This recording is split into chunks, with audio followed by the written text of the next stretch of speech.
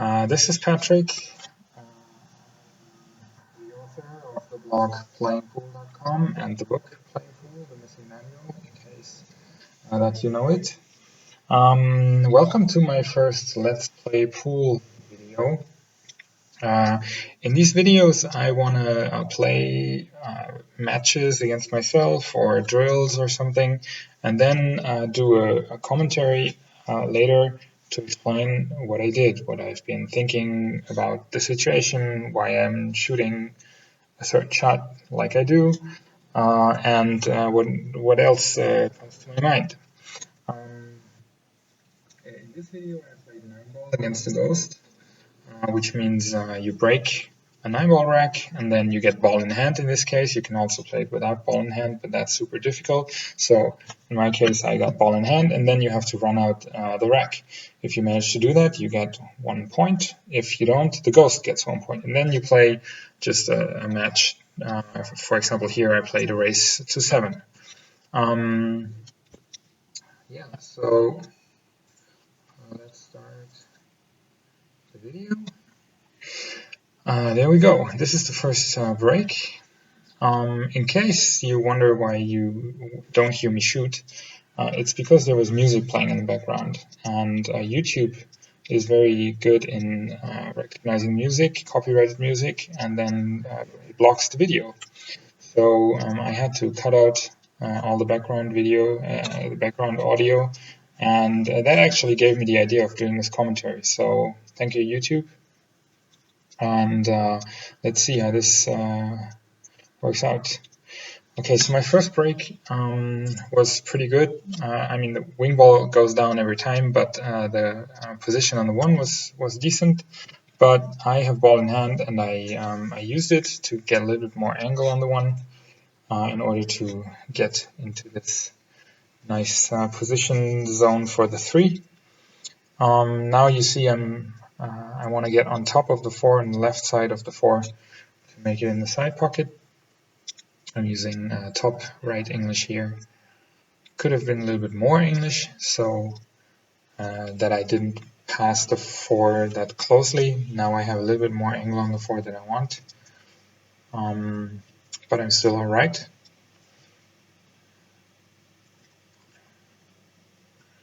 Now I'm trying to go 2 rails around the 9, and it didn't work out. I hit the 9. That's a typical situation where you can hook yourself behind the 7, for example, and then you feel unlucky. But the mistake happened earlier, right? I got the wrong angle on the 4, and then I had to play this more difficult position, and I hit the 9. In this case, everything went well, so I got lucky somehow. Very often we forget that when we got lucky. We only remember the times when we had bad luck. So this could have been over already, but it wasn't. I got lucky, and I'm shooting the 7 now. It has less angle than it looks like on this on the screen. I just have to make the shot maybe with a little bit left-hand English. Barely missed the pocket here. Again, a little bit lucky. Could have used a little bit more English. Now I'm just rolling the 8-ball, wobble it in. A little bit of a shaky start here, but finally I'm at 9. I will make the 9, I can tell you that. So it's 1-0 against the Ghost. I just mentioned my book, Playing Pool, the Missing Manual. 20 things that every pool player should know. I think it's a good book. A lot of people think so too, so if you're interested, just head to playing-pool.com/book. Sorry, I just unplugged my mic. You can get it on Amazon as an ebook for Kindle or as a printed edition. You can also read it on azbilliards.com for free. They're publishing 1 chapter each week. So at the moment we are at chapter 13 or 14 when I'm recording this. On my website I have a page in the navigation. You find my book on AZ Billiards, something like that. There I have a list of all the chapters that have been published so far. So if you want to read the book online, you can do that on AZ Billiards, and if you want to have the whole thing, then just buy it from Amazon. And if you like it, let me know. Leave a review on Amazon. If you have any questions about the book, about stuff I write on my blog, about this video, just go to my website. There you find my email address. Write me an email. Or you can also write a message to my Facebook page. It's also called Playing Pool. Yeah, I think you'll find all the options to get in touch with me. I'm always happy to reply to your questions. Okay, yeah, good break here again. Just a simple spot shot, stop shot to get on the 3. No big problems here. No, everything's pretty simple. I want to be straight on the 4 now, or almost straight. So now I can get a little bit angle that the cue ball will move downwards. Yeah, that's where I want to be. I want to have a slight angle on the 5, but not too much.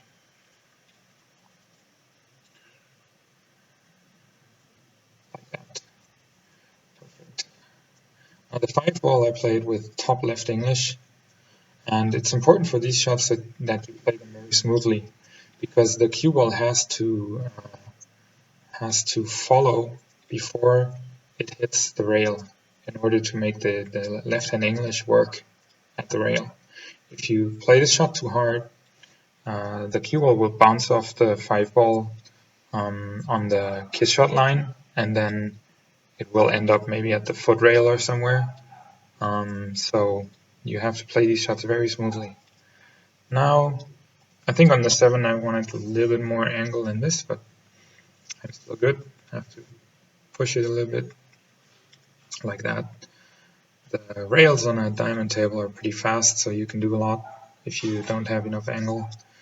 You just have to play precisely, because pockets are pretty tight, and if you don't play precisely enough, you rattle them. Shots like this from the 8 to the 9, very simple standard shot. You don't need as much English as you think. It's important that you have a nice smooth draw shot, and you can help with a little bit of right-hand English. But the most important part for the position is the draw, smooth draw. So again, like with the 5 ball, so the cue ball can leave the kiss shot line before it hits the rail. And then the right-hand English just adds a little bit of angle to make the cue ball come down to the 9. I hope the audio is fine for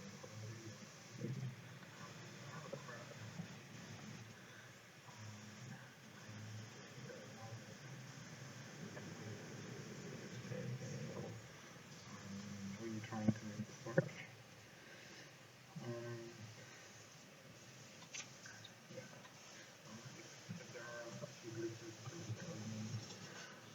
Also, as you might have noticed, I'm not a native speaker of English, so English language. So if I say anything that sounds funny or quirky, or if I need a little bit longer to think what I want to say, please bear with me.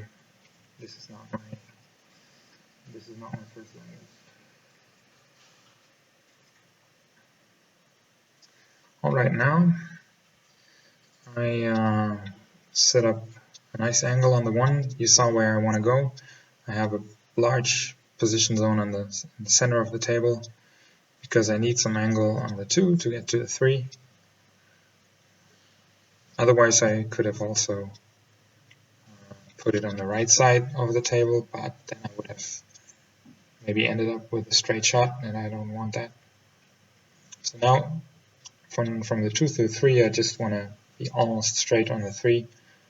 Not 100% straight, because then I would end up close to the rail when I shoot the 4. So this is fine, maybe a little bit more, then feels comfortable. Now I got to take care that I don't hook myself behind the 5. So I'm rolling this with a little bit of right-hand English, like this. and I'm a little bit lucky that this 3-ball drops. I've seen this video a couple of times now, so I usually know what happens.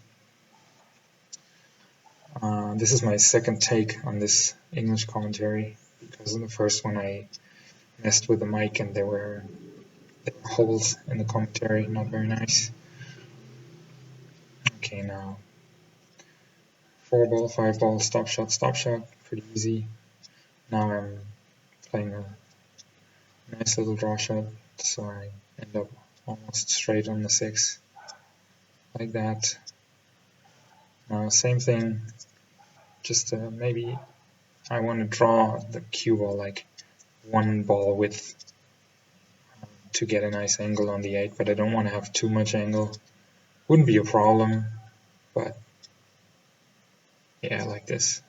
That's a very good position. Now I just gotta roll the 8-ball, and then I have perfect position on the 9. And you can see, still, although this is an easy position, I check the position on the 9, and I don't just choose a spot on the table. I walk around the table and I look at the 9 from where I want to play.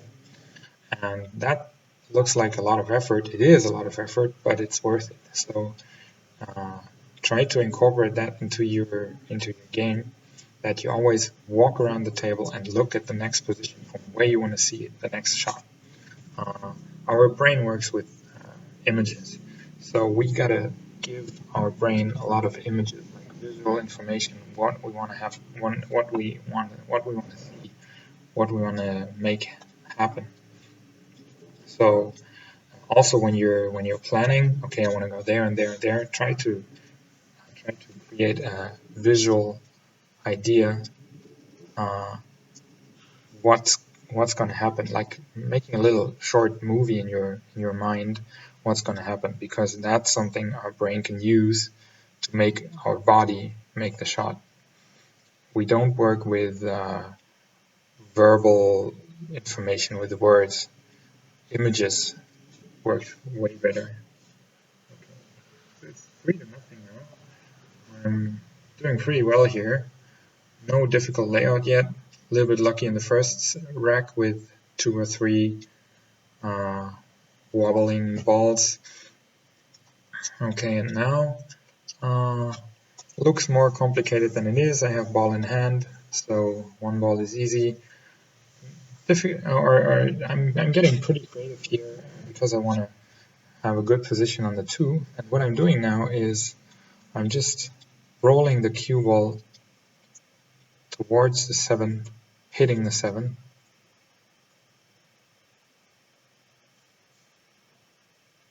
Like that.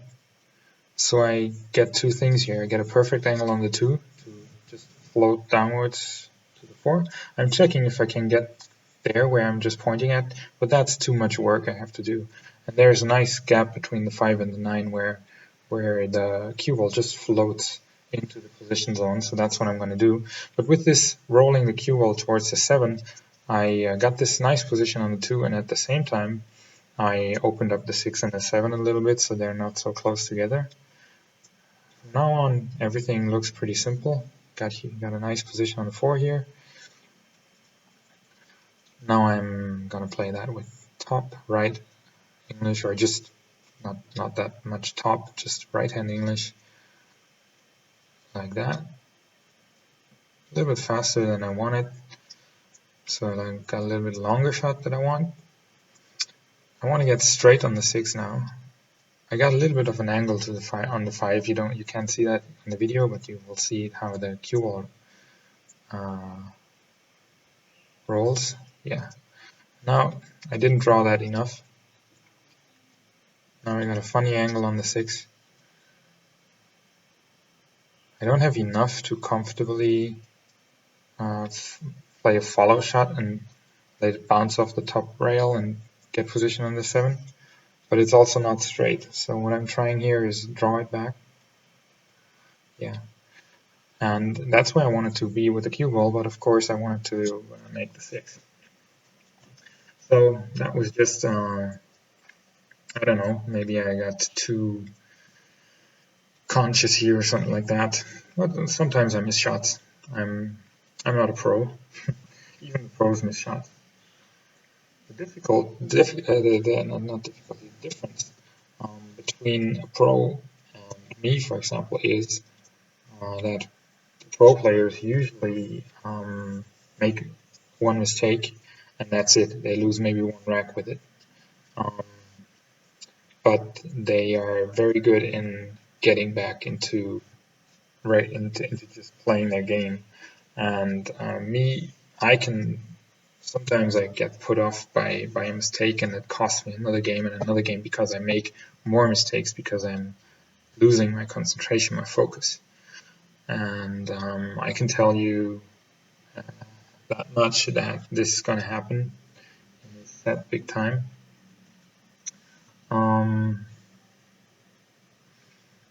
So I'm not a professional player, so I make mistakes. If you want to see pros play, there's plenty of stuff on YouTube where you can see guys running rack after rack after rack. I like that. You should watch this stuff a lot, but I can't do that. So my videos are also about my mistakes. What could I do better? What worked? What didn't work? What am I struggling with? Got a good position on the 2 here. For the 3, everything's fine. Just a stop shot. Yeah. Like that.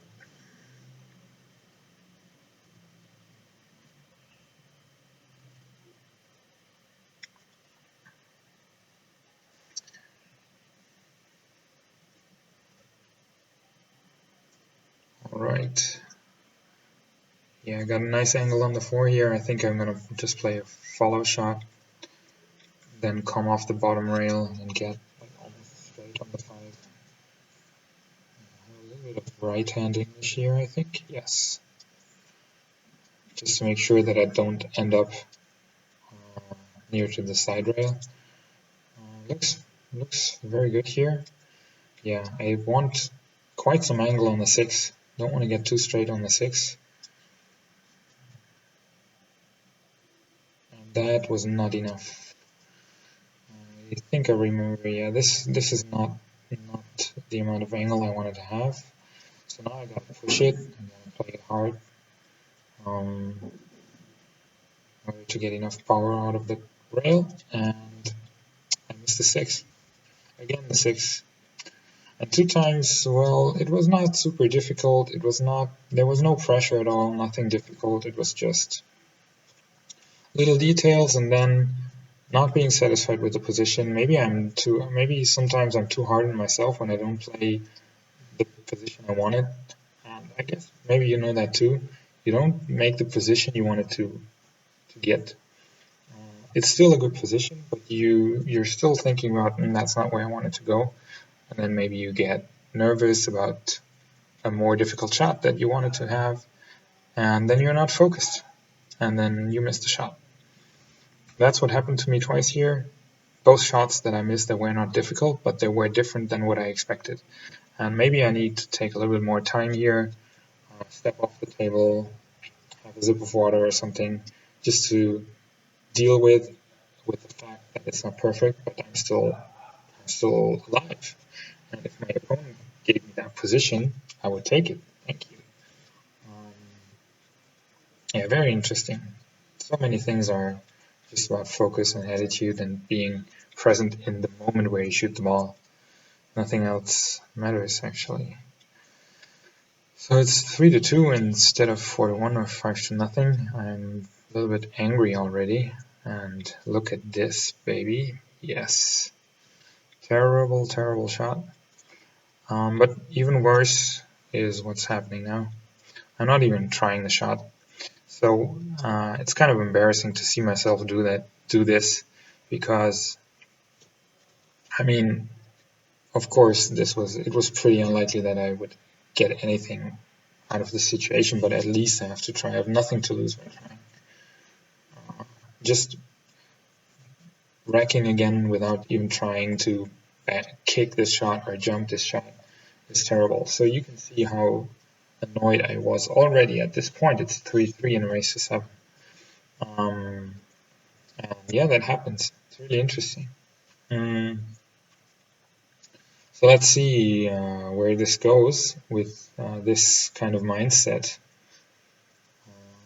Actually, I think this was the first time I played the Ghost.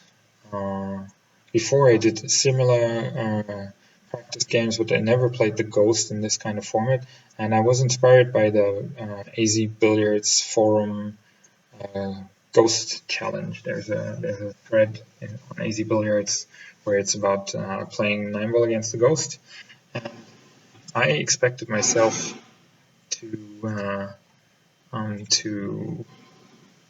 sorry, there's some drilling going on in the background here.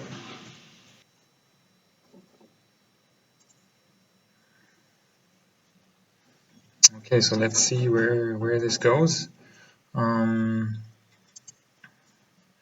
What I want to do here, that's where I want to go, almost straight on the 2, maybe a little bit angle, so or no, actually I want to be straight, and I'm playing a stun shot here, like a stop shot with an angle to get there, because I know the table. I think I can judge the speed pretty well.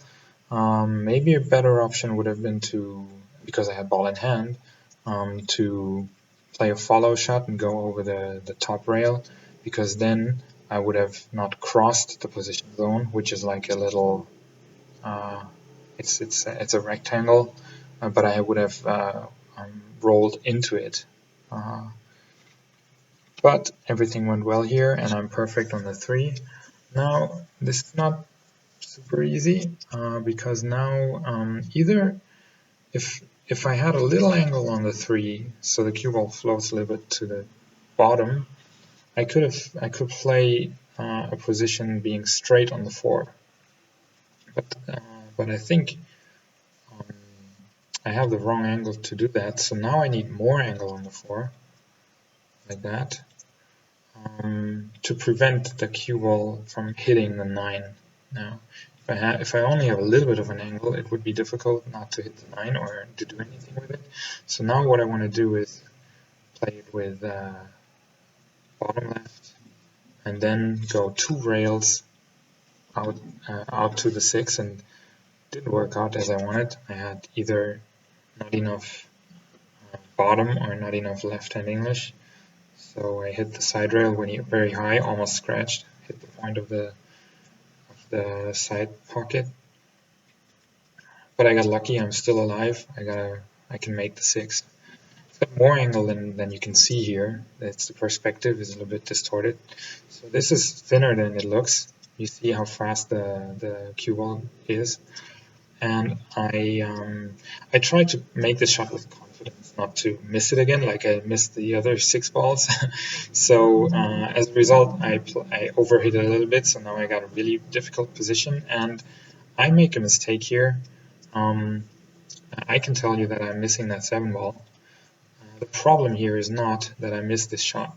I played the wrong shot. You see, I tried I elevated the cue. I tried to play like a stop shot or a stun shot to get a perfect position on the 8, and that's the wrong decision because that's a very difficult shot.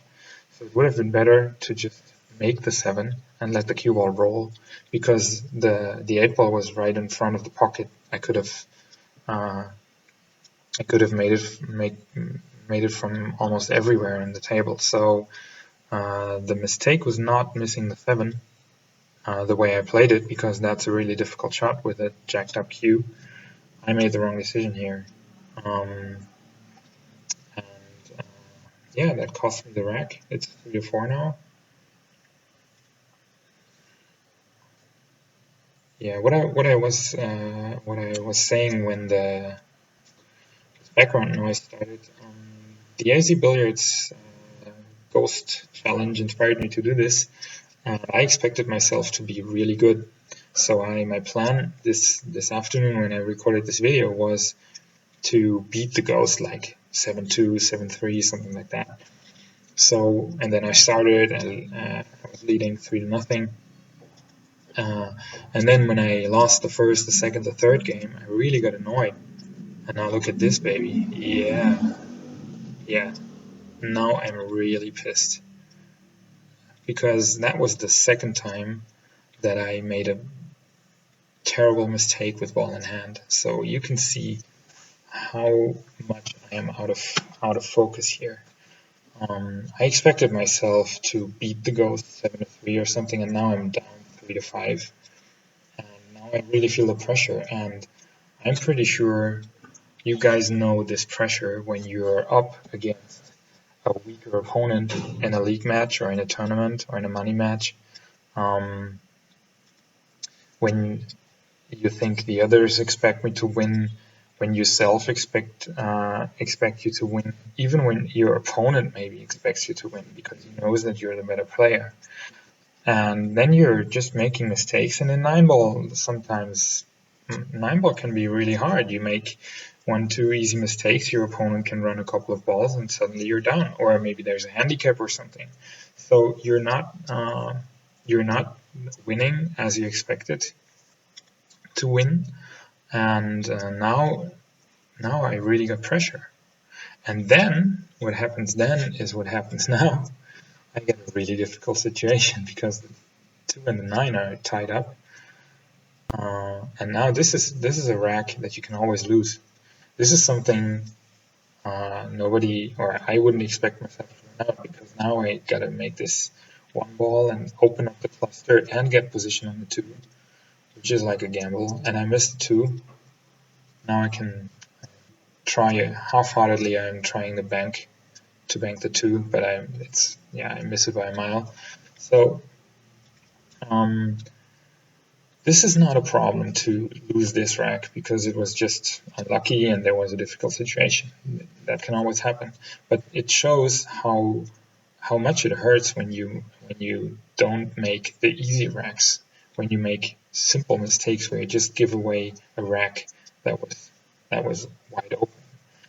Because there's always 1 or 2 racks coming where you have a cluster, when you have a difficult situation that you don't expect to run out. So you just can't afford to lose the easy games. And that's the same when you're playing a match. That's why this Ghost challenge is such a good practice game, because you really have a situation like you have in a real match, and you can repeat this over and over again. So now I'm down 3-6, and I think I loosen up a little bit now because it's like I feel like I've almost lost, and I know I can make 4 games in a row, but I don't really believe it at that moment. But at the same time, I like, well, screw this, I'm just gonna play, now it's over, it doesn't matter, I can play another set. So sometimes that really helps, you know that when your opponent's on the hill, you play terrible and suddenly you loosen up and you just play more relaxed, and suddenly things work. Yeah, that's what's happening to me now here. Now a little bit about what I'm doing on the table here. I'm trying to set up the shot on the 4 as a straight shot. I just want to play a straight draw shot here without hitting the 8. I hit it, and now I have a really difficult shot on the 6, on the 5, but I make it. Nice stop shot. Yep. Not easy, but it worked. Okay. Now on the 6 I got a wide angle, like a lot of angle. Just roll it, 3 cushions. I have a nice position on the 7 here, less angle than it looks like.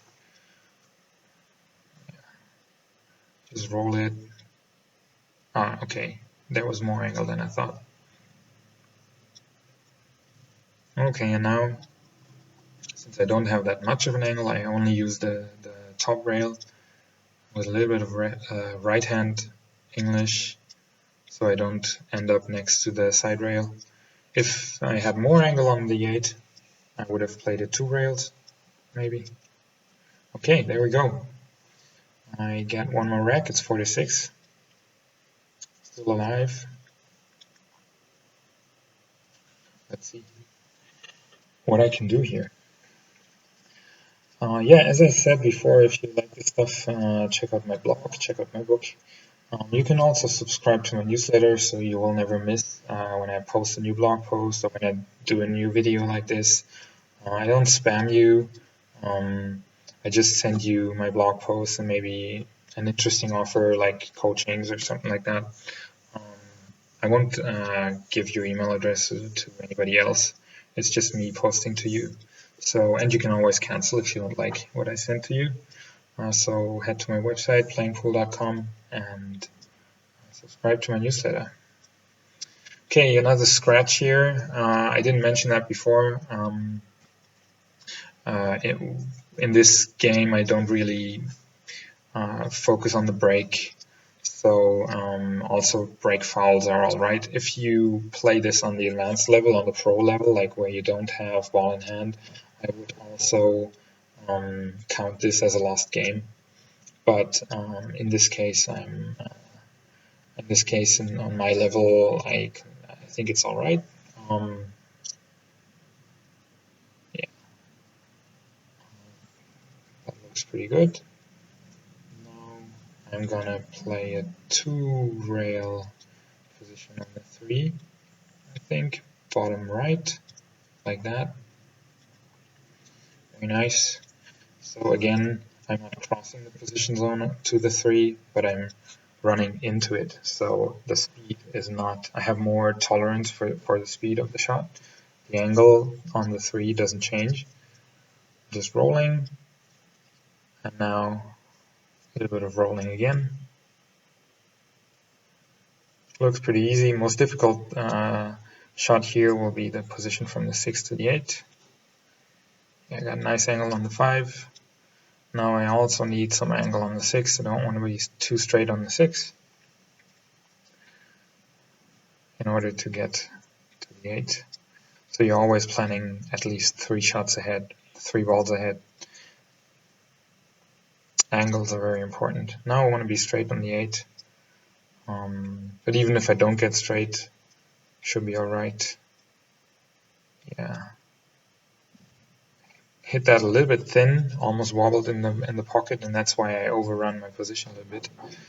Now I'm trying to push it. Yeah, and I missed the shot. Pushed it too much. And that was it. I lose 7-4. Yeah, there was lots of room for improvement. I mean, I didn't play too bad, but I always mixed in some mistakes. Here's my book again, Playing Pool, The Missing Manual. If you're interested, check it out. You can find all the information about the book and where to get it at playing-pool.com/book. If you like this stuff, like and comment the video on YouTube. You can like my Facebook page, it's facebook.com/playingpoolcom, or head to my website, playingpool.com, subscribe to my newsletter, and yeah, I hope I see you again when I do the next video. Bye bye, thanks so much.